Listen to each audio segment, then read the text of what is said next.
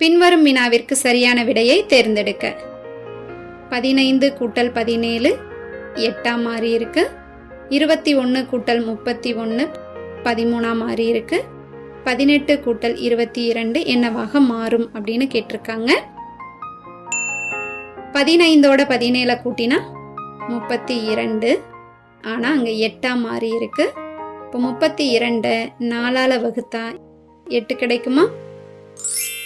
இதே அமைப்பை ரெண்டாவது ஆப்ஷனுக்கும் செக் பண்ணுவோம். 21ஓட 31 கூட்டினா 52. அதை 4ஆல் வகுத்தா 13. இப்போ இதே அமைப்பை விடுபட்ட எண்ணுக்கும் பயன்படுத்துங்க. 18 கூட்டல் 22 40. அதை 4ஆல் வகுத்தா 10.